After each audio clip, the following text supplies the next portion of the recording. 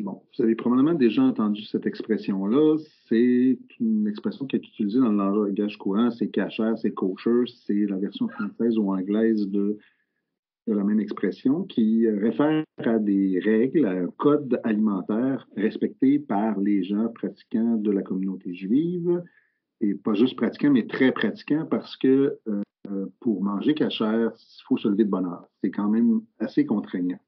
Donc, on va insister sur deux choses. Ça va compléter le petit documentaire que vous avez vu. D'abord, il y a une question de pureté. Il y a un lien à faire avec l'hindouisme. Dans le judaïsme, la question de la pureté est importante et tout ce qu'on met dans sa bouche doit être associé à la pureté. Et deuxièmement, on va revenir sur l'aspect contraignant de l'alimentation cachère parce que l'ensemble des règles fait que quand on parle des Juifs, on sait que leurs pratiques sont comme un test d'engagement, un test de sérieux. On utilise des fois l'expression orthopraxie.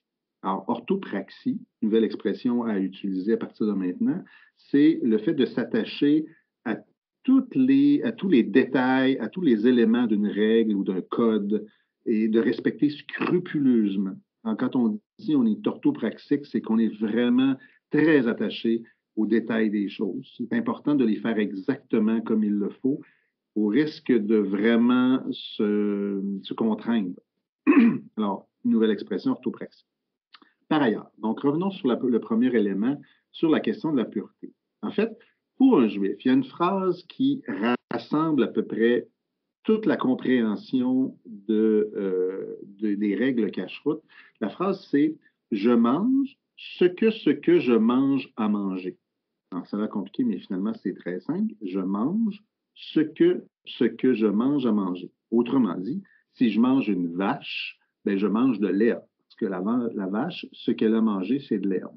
Alors, quand je mange, et je suis un juif pratiquant qui mange cachère, je suis très soucieux de l'alimentation des aliments que j'ai consommés, des conditions dans lesquelles les aliments que j'ai consommés sont, par exemple, élevés pour les animaux ou sont recueillis pour les poissons. Alors, pour vous donner un exemple, donc les Juifs ne peuvent absolument pas manger de gibier. Les animaux qui auraient été capturés dans la nature, qui vivent en liberté et dont on ne connaît absolument pas l'alimentation parce que je mange ce que je mange à manger. Et si je ne sais pas ce que je mange à manger, je ne peux pas le manger. Donc, ça simplifie un peu les choses. Donc, on va manger des animaux domestiques. Il y a trois catégories d'animaux. Des animaux marchands, des animaux volants, des animaux nageants. Alors, par exemple, chez les animaux marchands, on demande que ce soit des animaux à sabots fourchus, fendus et ruminants.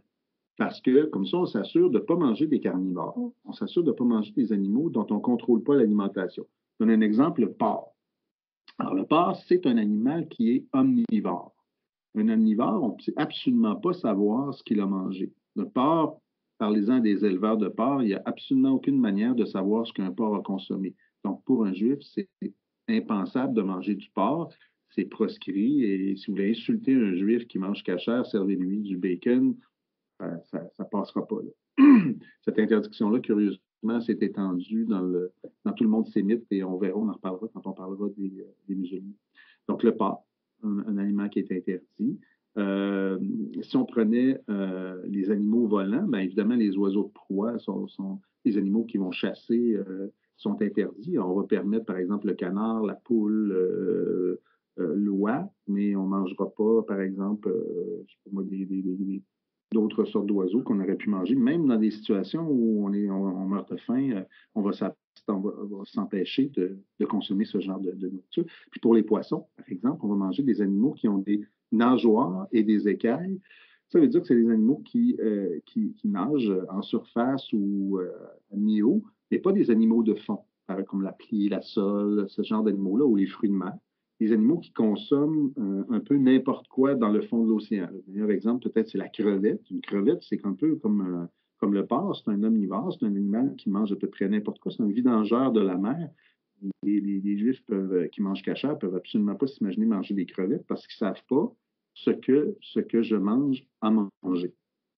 Donc, petit résumé simpliste de ce qu'on entend par cachère. Et ça, on parle juste du choix des animaux. Imaginez si on réfère à la façon dont il faut les abattre, parce qu'une fois qu'on a choisi l'animal, dont on a exclu un certain nombre d'espèces, il faut les abattre d'une certaine façon.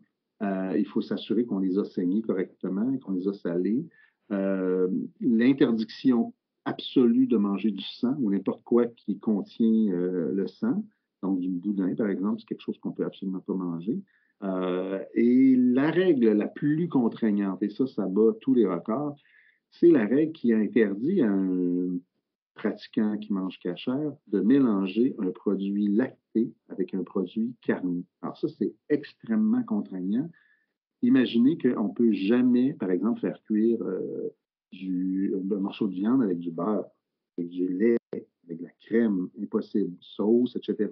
Donc, le juif doit séparer à l'extérieur de son corps et dans son corps les éléments qui sont issus du lacté, donc des produits à base de lait, beurre, crème, lait, fromage, etc., des produits carnés à base de viande.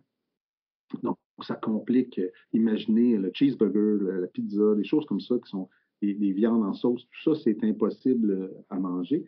Ce qui fait que le juif doit avoir vraiment un système de classement de ces aliments pour pas qu'ils soient en contact jamais, de pouvoir les consommer. Donc, la viande d'un côté, parfois les Juifs ont 2 frigidaires, ont un système de classement des aliments très, très strict. Ils peuvent même avoir 2 sets de vaisselle et ça va jusqu'à 2 lave-vaisselle parce qu'on veut être certain que jamais, jamais le carnet entre en contact avec le lacté.